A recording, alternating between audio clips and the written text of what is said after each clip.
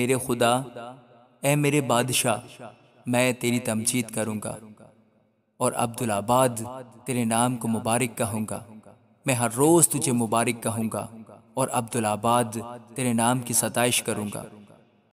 खुदावंद बुजुर्ग और बेहद सताइश के लायक है। उसकी बुजुर्गी इदराक से बाहर है। एक पुश्त दूसरी पुश्त से तेरे कामों की तारीफ और तेरी कुदरत के कामों का बयान करेगी। मैं तेरी अजमत की जलाली शान पर और तेरे अजायब पर गौर करूँगा और लोग तेरी कुदरत के हौलनाक कामों का जिक्र करेंगे और मैं तेरी बुजुर्गी बयान करूँगा। वो तेरे बड़े एहसान की यादगार का बयान करेंगे और तेरी सदाकत का गीत गाएंगे। खुदावंद रहीम और करीम है, वो कहर करने में धीमा और शफकत में गनी है।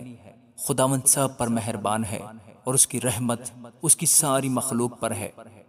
ए खुदावंद, तेरी सारी मखलूक तेरा शुक्र करेगी और तेरे मुकद्दस तुझे मुबारक कहेंगे। वो तेरी सल्तनत के जलाल का बयान और तेरी कुदरत का चर्चा करेंगे ताकि बनी आदम पर उसकी कुदरत के कामों को और उसकी सल्तनत के जलाल की शान को जाहिर करें। तेरी सल्तनत अबदी सल्तनत है और तेरी हुकूमत पुश्त दर पुश्त। खुदावंद गिरते हुए को संभालता और झुके हुए को उठा खड़ा करता है। सब की आंखें तुझ पर लगी हैं, तू उनको वक्त पर उनकी खुराक देता है। तू अपनी मुट्ठी खोलता है और हर जानदार की ख्वाहिश पूरी करता है। खुदावंद अपनी सब राहों में सादिक और अपने सब कामों में रहीम है। खुदावंद उन सब के करीब है जो उससे दुआ करते हैं, यानी उन सब के जो सच्चाई से दुआ करते हैं।